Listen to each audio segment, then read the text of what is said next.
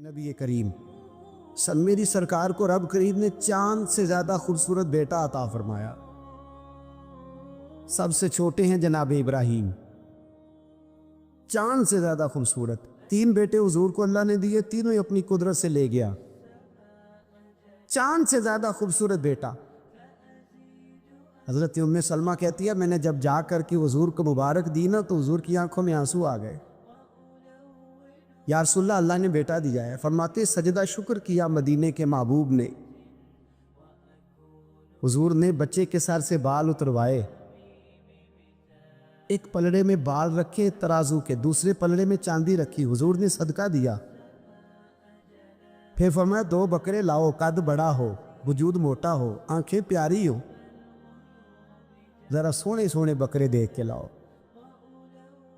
2 بکرے لائے، حضور نے ذبح کیا، صحابہ میں بانٹا، غریبوں کو کھلایا، خوشیاں منائیں۔ 18 مہینے گزرے، پھر پیغام آیا۔ عبد الرحمن ابن عوف حدیث کے راوی ہیں، فرماتے ہیں بیٹھا تھا، پیغام آیا، حضور صاحب زادے بیمار ہیں۔ میرے حبیب پاک صلی اللہ علیہ وسلم گھر گئے۔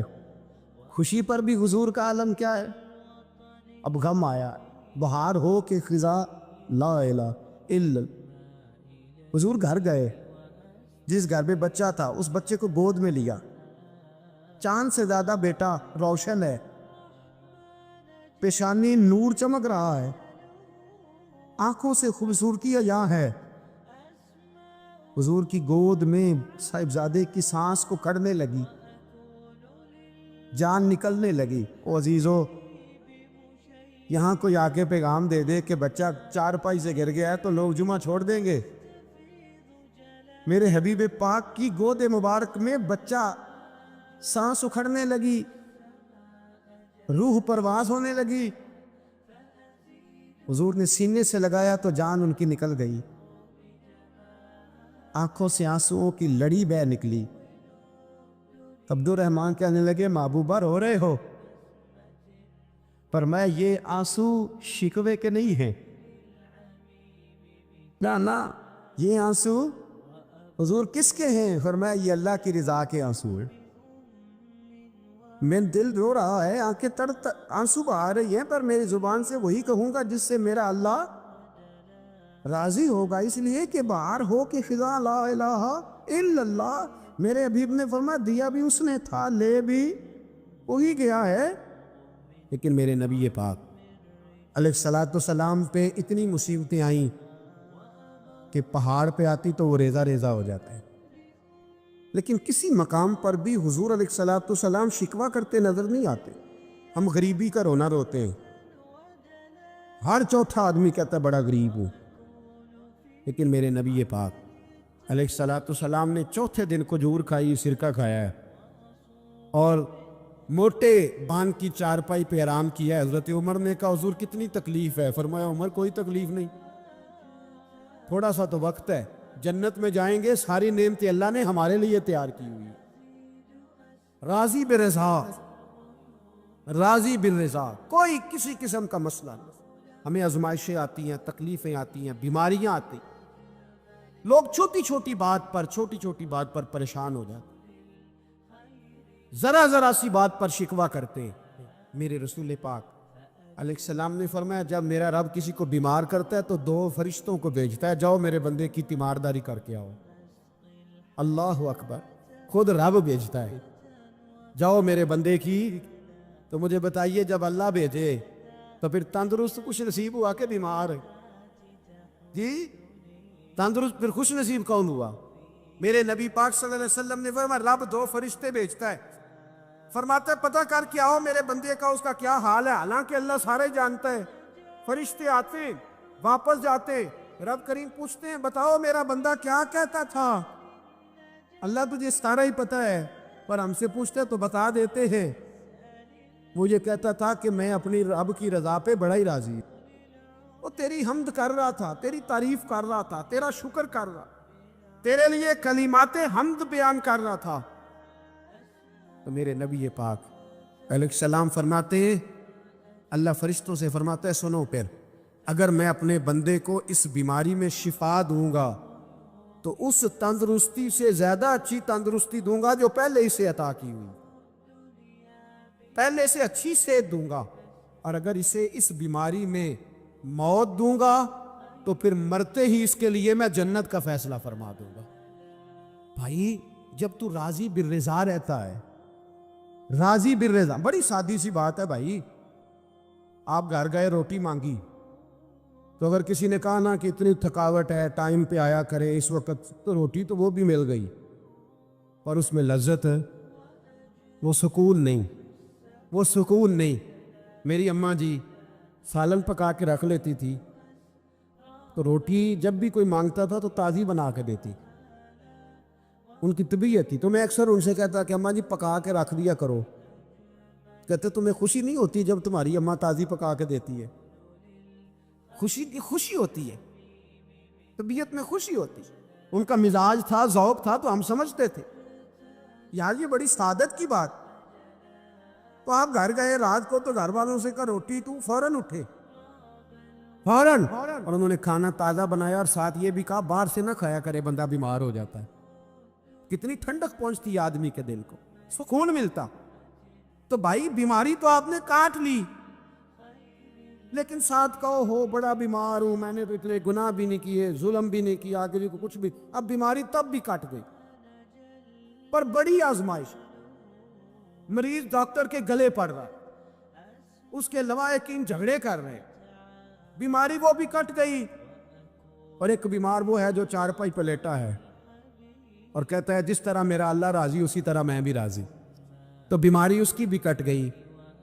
حضرت یونس علی نبینا علیہ الصلوۃ والسلام نے ایک دن حضرت جبریل امین ملنے آئے تو جناب یونس علیہ السلام کہنے لگے اے جبریل، اللہ کے نیک بندوں میں جو اللہ کو اس وقت سب سے زیادہ پسند ہے نبیوں کے بعد، جو کرنا بات کا، جو سب سے زیادہ اللہ کو پسند ہے نبیوں کے بعد ولیوں میں، اور سب سے زیادہ اللہ جس کو اللہ کی بارگاہ میں عبادت گزار لکھا جاتا ہے، میری اس بندے سے ملاقات کراؤ۔ تو حضرت جبریل نے جناب یونس علیہ السلام کو ساتھ لیا تو ایک شخص کے پاس پہنچے جو آنکھوں سے اندھا تھا، دونوں ہاتھ اس کے سلامت نہیں تھے اور پورے جسم میں پیپ جاری تھی، ریشہ تھا۔ جب جا کے السلام علیکم کہا نا حضرت یونس نے، اس نے وعلیکم السلام کے بعد پہلا لفظ پتہ کیا کہا؟ اس نے کہا یا اللہ تیرا شکر ہے، یا اللہ تیرا، آپ بھی ادا کریں اللہ کا شکر، یا اللہ تیرا، اللہ تیرا شکر ہے۔ حضرت یونس علیہ السلام کہنے لگے تو شروع سے اس طرح کا ہے، نابینا بھی اور ہاتھوں سے معذور بھی اور سارا جسم شروع سے؟ تو بڑے ہی خوبصورت لفظ اس بیمار نے کہے، کہنے لگے نہیں حضور میں بالکل ٹھیک ٹھاک تھا، جب تک میرے رب نے چاہا کہ یہ دنیا کو دیکھے تو تب تک اس نے مجھے آنکھیں دیں، اور جب اس نے چاہا کہ اب اس کا دیکھنا بہتر نہیں تو اس نے واپس لے لی۔ تو یا اللہ تیرا شکر ہے، اللہ تیرا شکر ہے۔ پھر کہا جب تک اس نے چاہا کہ میرے ہاتھ رہے تب تک رہے، جب اس نے چاہا کہ میرے لیے بہتر نہیں تو اس نے لے لیے، تو یا اللہ تیرا شکر ہے۔ جب تک اس نے چاہا کہ میرا جسم صحیح و سلامت رہے تو رہا، اور جب اس نے چاہا کہ میرے لیے بہتر نہیں تو مجھے بیمار کر دیا، تو یا اللہ تیرا شکر ہے۔ تو حضرت یونس علیہ السلام کہنے لگے جبریل واقعہ یہ اللہ کا سب سے زیادہ شکر گزار بندہ ہے، سب سے زیادہ عبادت گزار بندہ ہے، سب سے زیادہ۔ میرے نبی پاک علیہ السلام نے فرمایا میرا مومن ہر حال میں نفع میں ہے، نعمت ملے تو شکر کر کے نفع، مصیبت آئے تو صبر کر کے نفع۔ میرے رسول پاک علیہ السلام کا دروازہ سب سے بڑا دروازہ ہے، حضور کا دروازہ سب سے بڑا دروازہ ہے، لیکن میرے دوستو یاد رکھنا نبی پاک علیہ السلام نے بھی لوگوں کو جب رستہ دکھایا ہے تو رب کریم کا رستہ دکھایا ہے، اللہ کا رستہ دکھایا، اللہ کریم کا رستہ دکھایا، لوگوں رب کی طرف توجہ کرائی۔ میرے رسول کریم سید عالم صلی اللہ تعالی علیہ وسلم نے لوگوں کی اللہ کی جانب توجہ کرائی اور لوگوں سے یہ کہا کہ وہ اپنے رب کریم کی جانب اپنا ذہن رکھیں، اپنی توجہ اپنے اللہ کی جانب مبذول کریں۔ میری بات کو اچھے طریقے سے سمجھیے گا، علم اللہ تبارک و تعالی عطا کرتا ہے، تو اسے اللہ کی عطا ہی سمجھنا چاہیے۔ کچھ لوگوں کے پاس علم ہوتا ہے پر علم نافع نہیں ہوتا، وہ ٹامک ٹونجا مارتے رہتے ہیں ساری زندگی۔ علم کو اللہ کی عطا سمجھیں، اپنی عقل پر اپنے شعور پر زیادہ بھروسہ نہ سمجھیں، نظر اللہ پہ رکھیں۔ حضرت مولا علی شیر خدا کرم اللہ تعالی وجہہ الکریم سے کسی نے پوچھا تھا بڑا عالم کون ہوتا ہے؟ ہمارے ہاں تو اب وہ والے عالم پائے جاتے ہیں نا، اللہ ماشاءاللہ، جب ممبر پہ بیٹھتے ہیں تو دعوے ہی دعوے، ممبر پہ بیٹھتے ہیں تو دعوے ہی دعوے ہیں۔ اس طرح کے عالم ہمارے ہاں پائے جاتے ہیں، وہ ہر بات میں دعویٰ کرتے ہیں، میں یہ کر دوں گا، میں وہ کر دوں گا۔ یہ مزاج علماء کا نہیں۔ حضرت علی المرتضیٰ سے کسی نے پوچھا بڑا عالم کون ہوتا ہے؟ فرمایا بڑا عالم وہ ہوتا ہے کہ جسے مسئلے کا پتہ نہ ہو تو وہ کہہ دے مجھے نہیں پتہ، میں پتہ کر کے بتاؤں گا، غلط بات بیان نہ کرے۔ امام مالک سے کسی نے کوئی مسئلہ پوچھا تو آپ فرمانے لگے مجھے اس سوال کا جواب نہیں آتا۔ ہمارے بزرگ سمجھاتے کیا ہے؟ وہ کہنے لگا آپ اتنے بڑے امام ہیں تو اس سوال کا جواب نہیں آتا۔ فرمانے لگے اگر مجھے ہر سوال کا جواب آتا پھر تو میں خدا ہوتا، مجھے ہر سوال کا جواب نہیں آتا، مجھے تو اتنا آتا ہے جتنا میرے رب نے مجھے عطا کر دیا ہے۔ اپنی نظر اللہ پہ رکھیں، نکل آئیں اس معمے سے باہر کہ میں کوئی بلا ہوں، مجھے بڑا پتہ ہے، میرے پاس 6 ڈگریاں ہیں، مجھے 10 جگہ پہ تدریس کا شغف حاصل ہے، اسے نکلیں باہر۔ قرآن مجید دیکھیے گا، اللہ تعالیٰ نے ارادہ قدرت فرمایا کہ میں حضرت آدم کو بناؤں گا، پھر بنانے کے بعد فرمایا فرشتوں سجدہ کرو آدم کو، سب نے سجدہ کیا الا ابلیس ابا واستکبر وکان من الکافرین، سب نے سجدہ کیا سوائے ابلیس کے، اس نے انکار بھی کیا، تکبر بھی کیا اور کافروں میں سے ہو گیا۔ تو یہ جب اللہ تعالیٰ نے سجدہ کرایا تو کیسے کرایا؟ اللہ تبارک و تعالیٰ نے نا حضرت آدم کو علم سکھایا خود، وعلم آدم الاسماء کلہا، خود اللہ فرماتے ہیں کہ میں نے جناب آدم علیہ السلام کو تمام اشیاء کے نام سکھائے، سب اشیاء کے نام سکھائے۔ تو وہ چیزیں پھر میں نے نا، اللہ فرماتے ہیں میں نے فرشتوں پہ پیش کی، میں نے کہا کہ بتاؤ ان کے نام کیا ہے، تو فرشتوں نے جو جواب دیا وہ سمجھنے والا ہے۔ اللہ نے چونکہ خود علم سکھایا تھا حضرت آدم کو، جناب آدم سکھایا تھا، لیکن فرشتوں کو نہیں سکھایا تھا۔ تو اللہ کریم نے فرمایا فرشتوں اب یہ بتاؤ ان چیزوں کے نام کیا ہیں؟ تو فرشتے کیا کہتے ہیں؟ فرشتے عرض کرتے ہیں قالوا سبحانک لا علم لنا۔ آپ کبھی یقین کریں اس چیز کی لذت لے تو مزہ آ جائے۔ کہا قالوا سبحانک، کہنے لگے تو پاک ہے، قالوا سبحانک، کہنے لگے تو بھئی آدم علیہ السلام کو نام سکھا لیے، پھر فرشتوں کے سامنے وہ چیزیں پیش کر کے کہا ان چیزوں کے نام بتاؤ، تو فرشتے کیا کہتے ہیں؟ کہتے قالوا سبحانک، تو پاک ہے، لا علم لنا، ہمارے پاس کوئی علم نہیں، الا ما علمتنا، ہمیں تو اتنا پتہ ہے جتنا تو نے ہمیں سکھا دیا، ہمیں تو اتنا پتہ ہے جتنا تو نے ہمیں، لا علم لنا، ہمارے پاس کوئی علم نہیں ہے، اتنا ہی پتہ ہے جتنا تو نے ہمیں سکھا دیا ہے، اس سے زیادہ ہمارے پاس علم، اور یہ کیوں تو نے ہمیں جتنا سکھایا اتنا پتہ ہے۔ فرشتے یہ نہیں کہتے یا اللہ تو زیادہ سکھا، آدم کو دیا تو ہمیں بھی دے، یہ نہیں فرمایا، فرمایا انکا انت العلیم الحکیم، اے اللہ تو علم والا بھی ہے اور حکمت والا بھی ہے، تجھے پتہ ہے کس کو کتنا دینا ہے، جتنا تو نے مناسب سمجھا جناب آدم کو دیا، اور جتنا تو نے بہتر سمجھا وہ تو نے ہمیں عطا فرمایا۔ تو اگر آپ کے پاس علم ہے، کہیں نالج ہے، اس کو اللہ کی عطا سمجھیں۔ ہمارے ہاں بہت سارے لوگ بن کے بیٹھ جاتے ہیں، میں اکثر کہتا ہوں کہ پھر وہ دعوے کرتے ہیں میرے علاقے والے جاہل ہیں، میرے شہر والے جاہل ہیں، میرے خاندان والے پڑھے نہیں، یہ آپ کا دعویٰ ہے، یہ آپ کو خراب کر دے گا۔ ہم نے بہت سارے ایسے لوگ دیکھے جو بہت بڑے عالم تھے، لیکن اللہ جب لینے پہ آیا تو عقل ہی لے گیا، شعور ہی چلا گیا، حافظے ختم ہو گئے۔ آپ دیکھتے ہیں بڑھاپے میں کچھ لوگ ایسے ہوتے ہیں کہ جن کو یہ بھی یاد نہیں رہتا کہ میرا نام کیا ہے، میں کہاں ہوں، مجھے کدھر جانا ہے۔ اس وقت سے اللہ کی پناہ مانگیں اور اپنی نظر اپنے رب کریم کی جانب رکھیں، اللہ کی جانب اپنی نظر کو مبذول رکھیں۔ دوسری بات، علم کے بعد ایک چیز آتی ہے جس کا نام ہے ہدایت، جس کا نام ہے تقوی، جس کا نام ہے پرہیزگاری، جس کا نام ہے عمل۔ عبادت، ریاضت، یہ بھی اسی وقت ہی نصیب ہوتی ہے جب میرا رب کریم نصیب فرما دیتا ہے۔ ہم نے نا نیکی کا اپنا اپنا سٹیٹس بنا لیا ہے، اپنا اپنا معیار بنا لیا ہے۔ کچھ لوگ کہتے ہیں کہ جناب مسجد میں سیمٹ کا توڑا دینے سے بہتر ہے کسی غریب کو آٹے کا تھیلا دے دو۔ اب اس نے اپنا مزاج بنا لیا نا نیکی کا، اس نے اپنا سٹیٹس بنا لیا ہے۔ میرا یہ سوال ہے کہ نبی پاک صلی اللہ تعالیٰ علیہ وسلم جب مدینہ شریف آئے تھے تو حضور نے سب سے پہلے غریبوں میں آٹا تقسیم کیا تھا کہ سب سے پہلے مسجد بنائی تھی؟ کیا عجیب لوگوں کا رنگ ہے، اپنی مرضی کی ہدایت، اپنی مرضی کا تقوی، اپنی مرضی کا معیار۔ مسجد کوئی بڑا چھوٹا خطیب بھی میری طرح کا ہو نا تو وہ مسجد میں بیٹھ کے جب نبی پاک کی بات کرتا ہے تو کہتا ہے میرے رسول پاک غریبوں کا سہارا بن کے آئے۔ وہ غریبوں کی بات کرتا ہے، مسکینوں کی، لاچاروں کی، کمزوروں کی بات۔ تو مسجد ہی تو وہ ادارہ ہے جہاں سے غریبوں کی بات ہو رہی۔ تو اب لوگوں نے غریب کو اور مسجد کو لڑانا شروع کر دیا۔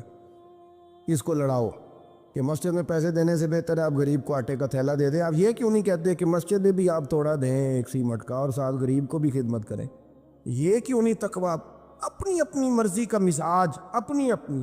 کچھ لوگ کہتے ہیں چھوڑو جی، ساری زندگی انسان نماز پڑھتا رہے اور پھر گالیاں بھی دیتا رہے، بندہ داڑھی بھی رکھ لے اور جھوٹ بولنا بھی نہ چھوڑے۔ تو یہ آپ نے اپنے پاس سے تقوی کا معیار بنایا ہے۔ گالی دینے کا گناہ ہے اور داڑھی رکھنے کا ثواب ہے۔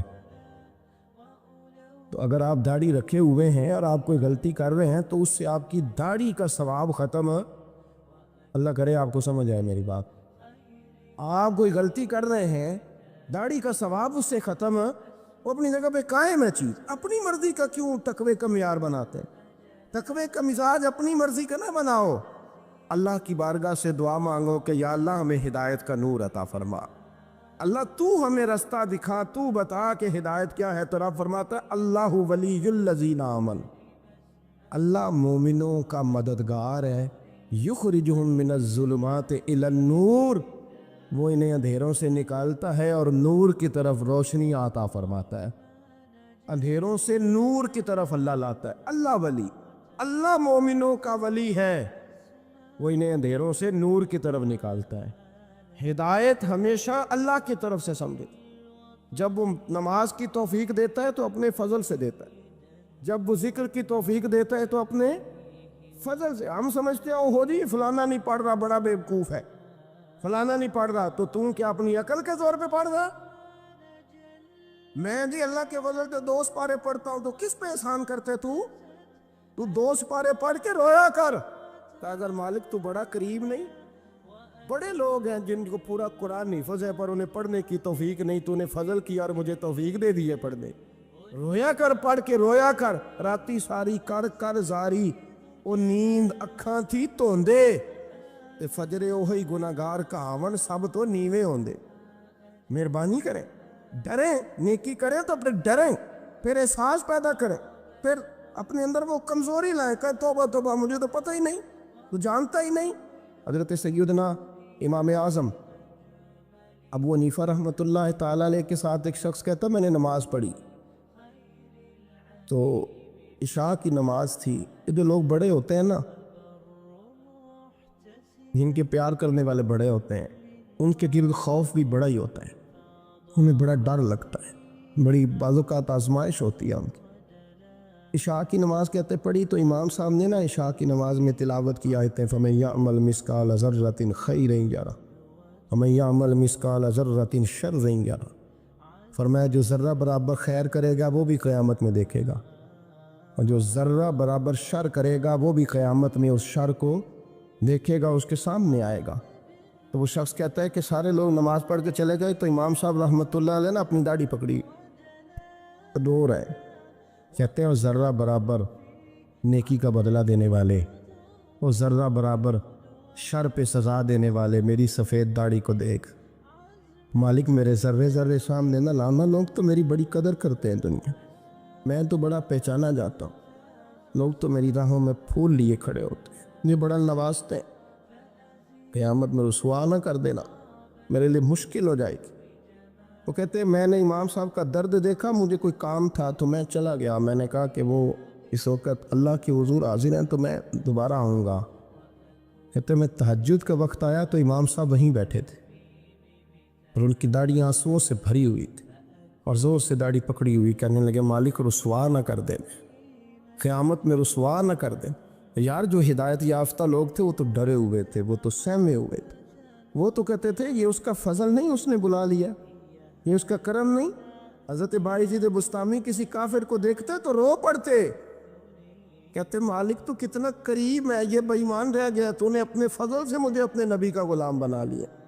وہ رو پڑتے۔ یہاں تو لوگوں کا دعویٰ ہی بڑا ہے، نمازی اللہ خیر فرمائے وہ تو دوسروں کو گھورتا ہے، وہ کہتا ہے جنت کا میں مالک ہوں، کنجیاں میرے پاس ہیں، میں کسی اور کو گھسنے نہیں دوں گا۔ اور اگر 2-3 حج کر لے تو پھر تو وہ کہتا ہے کہ اب میرے سے پوچھ کے لوگ جنت میں جائیں گے معاذ اللہ۔ اور اگر وہ 2 4 5 7 دفعہ کوئی نفل پڑھ لے تو پھر وہ کہتا ہے چھوڑیں جی سارے لوگ بے عمل ہیں، میں اکیلا نیک ہوں۔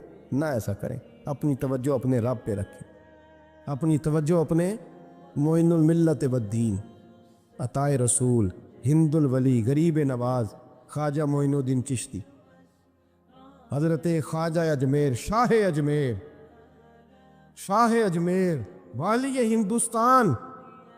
آخری عمر میں نا سارا دن روتے گزر جاتا، ساری رات روتے گزر جاتے، ذرا سی کوئی بات کرتا تو رو پڑتے، آنکھیں آنسوؤں سے بھری رہتے۔ اور کئی دفعہ اپنے بھی پریشان ہو جاتے ہیں نا کہ یار تو ایک بات کی جان ہی نہیں چھوڑ رہا۔ تو خواجہ قطب الدین صاحب بختیار کاکی سے لوگوں نے کہا کہ آپ مرشد سے بات کریں، اتنا بھی تو نہیں نہ رونا چاہیے، ہر وقت اس کے آنسو کی کریے، عاشق دا کام ہی رونا تونا، تے بنا رویوں نہیں منظوری، یہ عاشق سدا ہی روندا رہندا ہے، پاویں وصل ہوئے تے پاویں دوری، ہر وقت رونے کا کیا مطلب ہے؟ تو خواجہ قطب صاحب کہتے ہیں میں قریب گیا تو میں نے پیر دبائے، میں نے کہا سونیا لوگ تو کچھ بھی نہیں کرتے، تو نے تو کمال کر دی، 90 لاکھ آدمی مسلمان کر دیا، دنیا کچھ نہیں کرتی، تو نے 50 سال ساری رات مصلے پہ بیٹھ کے رب راضی کیا۔ تو شہزادہ تھا، حضور کی اولاد تھا، لیکن معین الدین تیرا ایک پلاٹ بھی نہیں، تو نے طالب علم پالے، انہیں غریبوں کو دیا، انہیں نوازا، کوئی شے نہیں تیرے پاس، ہر چیز تمہیں، ساری رات روتے ہو، سارا دن روتے ہو۔ تو خواجہ قطب الدین صاحب کہتے ہیں میں نے جب عرض کیا تو خواجہ صاحب مجھے گلے لگا لی، چیخ مار کے روئے، کہنے لے قطب الدین پتر داڑھی سفید ہو گئی، جانے کا وقت آ گیا، جو تو نے نیکیاں گنوائی ہیں وہ ہیں صحیح میرے پاس، پر یار کی بارگاہ میں پیش کرنے کے قابل ایک بھی نہیں، ایک بھی نہیں، تو بارگاہ تو دیکھ کتنی بڑی ہے، رسول کریم کی بارگاہ میں پیش کرنے کے قابل ان میں سے ایک بھی نہیں، تو آستانہ دیکھ کتنا بڑا ہے، کیا پیش کروں گا، کیا عرض کروں گا حضور کی بارگاہ میں، کس طرح؟ وہ یار جو بڑے تھے وہ تو ڈرے ہوئے تھے، جو سہمے ہوئے تھے وہ تو بڑی آزمائش میں تھے، لیکن میرا اور آپ کا رٹا 2 نمازیں پڑھ کے 6 نمازوں کا دعویٰ کرنا اور لمبی چوڑی کہانیاں بنانا اور اپنے منہ سے اپنی تعریفیں کرنا، اس سے تھوڑا باہر آئیں۔ رزق بھی میرا اللہ ہی دیتا ہے، علم بھی اللہ دیتا ہے، رزق بھی۔ بڑے بڑے فقیروں کو مالدار ہوتے دیکھا، بڑے بڑے مالداروں کو فقیر ہوتے دیکھا، بڑے بڑے، میرے ایک بڑا سخی قسم کا سجن ہے، بڑا پیارا ہے، میں اسے سخی مانتا ہوں، میں نے اپنی پریشانیوں کے دنوں میں بھی اس شخص کو سخی دیکھا۔ ایک دن رات کو مجھے ٹیلی فون کر کے کہنے لگا کدھر ہو؟ میں نے کہا میں گھر ہوں۔ نہیں اکثر سفر میں ہوتے ہو نا؟ میں نے کہا طبیعت کیسی ہے؟ ٹھیک ہے، بس حال چال پوچھنا تھا۔ میں نے سمجھائی، میں نے کہا یار یہ کوئی مسئلہ ہے، پر میں رات کے 2 بجے کوئی حال پوچھنے کو فون تو نہیں نہ کرتا، کوئی مطلب ایسا تو مسئلہ نہیں نا؟ تو میں نے بیک کال کی، میں نے کہا یار میری بات سنو، مسئلہ کیا؟ کہ کچھ نہیں دل کر رہا تھا۔ میں نے کہا میری گل سن، رہے ہیں اسی 4-5 سال کٹھے، میں تین جاننا، اصل بات کر۔ کہنے لگا مکان بھی بڑا ہے، سارا کچھ ٹھیک ہے، پر وہ بڑا ہی بے نیاز ہے، کچھ حالات اس قسم کے آ گئے ہیں کہ لوگوں کو بتاؤں بھی تو لوگ ماننے کو تیار نہیں، زیادہ نہیں، مجھے نا تھوڑے سے پیسوں کی ضرورت ہے، کو 15-20 ہزار اگر مل جائیں، میری ضرورت ہے۔ آپ یقین کریں میں روتا رہا ساری رات۔ میں نے کہا او مہربانہ تیرا کس طرح کراں، اس سے لے کے زمانہ استعمال کرتا تھا، پر بے پرواہی ویخ نہ سجڑ دی، جتھے کسے دی پیش نہ جاوے، انہیں تاجاں والے در در رولے تے منگتے تخت بٹھا دے. سجنا کسی نو کارا مل دئی, کوئی کعبے ہو خالی آوے. واللہ خیر الرازقین, فقط تو دائیں بائیں نہ جا, رزق تو تجھے میں دوں گا, میں ہوں بہتر رزق دینے والا. بڑے بڑے بادشاہ, بڑے بڑے شہنشاہ, بڑے بڑے لوگ, ہاتھوں میں کاسے, فقیریاں. ام ربیہ کہا کرتی تھیں, بڑی نیک اور صالح خاتون تھیں, وہ کہتی ہیں کہ میں نا بڑے امیر آدمی کی بیوی تھی, اپنے شوہر کے ساتھ چھت پہ بیٹھی تھی تو نیچے فقیر مانگنے والا آیا, اس نے بڑے درد سے صدا کی تو میں نے اپنے شوہر سے کہا کچھ دینے کا, دفع کر, ان لوگوں نے دھندا بنایا ہوا ہے. کہتی میں میکے سے بھی بڑا مال لے کے آئی تھی, میرے ماں باپ بڑے امیر تھے, تو میں نے نا چوری اپنے خامر سے نظر بچا کے باتھ روم جانے کے بہانے گئی اور نیچے جا کے 5 دینار میں نے اس فقیر کی ہتھیلی پہ رکھے. کہتے اس نے 5 دینار دیکھے, پھر میری طرف دیکھا تو میں نے اس کی آنکھوں میں آنسو چمکتے دیکھے. کہنے لگے بی بی رب تیرا بھلا کرے, میں 3 دنوں کا بھوکا ہوں. کہ وہ چلا گیا, میں گھر آ گئی. جب باہر آئی تو میرا شوہر کہنے لگا تو اتنی اب اتنی تو تیز ہو گئی ہے اور تو اتنی خود مختار ہو گیا, میرے بغیر پوچھے مال خرچ کرے گی, جا تجھے 3 طلاقیں. کہتی میں بالدار اور وزادار باپ کی بیٹی تھی, طلاق لے کے گھر آئی تو میرا باپ ٹوٹ کے چارپائی پہ چلا گیا. اوہو یہ کیا بن گیا. کہتی بڑی تکلیف رہی. 1-2 سال کے بعد میرے ابا نے میری شادی کر دی. اب جس شوہر کے پاس گئی وہ بڑا نیک تھا, پرہیزگار تھا, اللہ نے بہترین صلہ دیا. کہتی چھت پہ بیٹھی تھی, دروازے پہ فقیر آیا, میں نے شوہر سے کہا کچھ دے دوں. کہنے لگا 5 نہ دینا, 15 دینا, 20 دینا, میں فقیر ہوں, میں نے فقر سے دولت دیکھی ہے, اسے خالی نہ لوٹانا. کہتی ہے کہ میں نیچے گئی اور جب میں نے اس کی طرف دینار بڑھائے تو میری چیخ نکلی, پیسے پھینک کے میں بے ہوش ہو کے گری. میرا شوہر نے آ کے اٹھایا, اندر لے گیا, پانی منہ پہ چھڑکا. کہنے لگا تجھے کیا ہوا. کہنے لگی یہ جو مانگنے آیا یہ میرا پہلا شوہر تھا, وہی تھا جو کہتا تھا کہ تو 5 دینار دے آئیے, جا تجھے 3 طلاقیں. پڑھو نا حدیث پاک.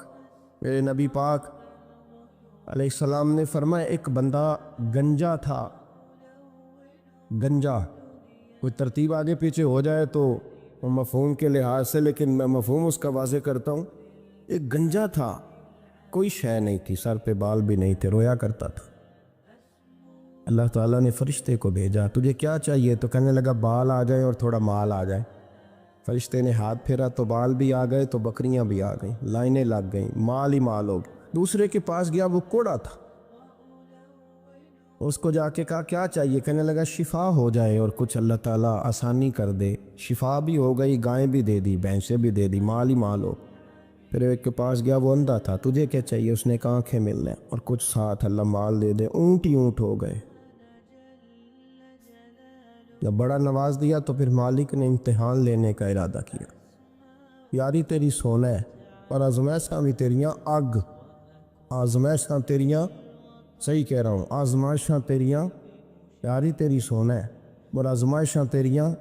یہ سونا پرکھیا جامدائی, پہلو نال لگاں دے لگ.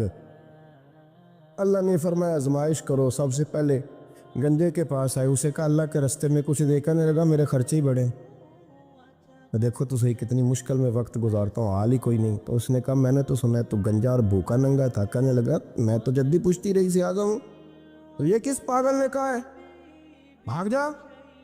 اس نے کہا اچھا جیسے تو تھا ویسے ہی ہو جائے. کھیت کھلیان اجڑ گئے, پھر سے گنجا ہو گیا. حضور علیہ السلام فرمانے لگے, پھر وہ اس کے پاس گیا جو کوڑا تھا, اسے کہا کچھ دے. کہنے لگا خرچے ہی بڑے. اب پوچھ لیں کسی امیر آدمی سے, کہے گا چکی کے نیچے ہاتھ ہے میرا, میرے سے زیادہ تو پریشان بندہ ہی کوئی نہیں. کیا بتاؤں آپ کو, اتنا ٹیکس ہے, اتنا جرمانہ ہے, فلانی شیف, بڑا کچھ گنواتے ہیں لوگ. اس نے کہا میں نے تو سنا تو پہلے کوڑا تھا. اس نے کہا جا دوڑ جا, میں تو رئیس اعظم ہوں, دادا بھی پردادا بھی اور ساری نسل ہی. اس نے کہا اچھا جیسے تو تھا ویسے ہی ہو جائے. پھر وہ گیا اندھے کے پاس اور جا کے کہا اللہ کے نام پہ کچھ دے. تو کہنے لگا رب کے نام پہ, یہ کھڑے ہیں اونٹ جتنے تیرے دل کرے لے دا. اس نے کہا کیا مانا اس بات کا. کہنے لگا یار تجھے کیا بتاؤں, میں تو اندھا تھا, میں نے تو کبھی دنیا دیکھی نہیں تھی.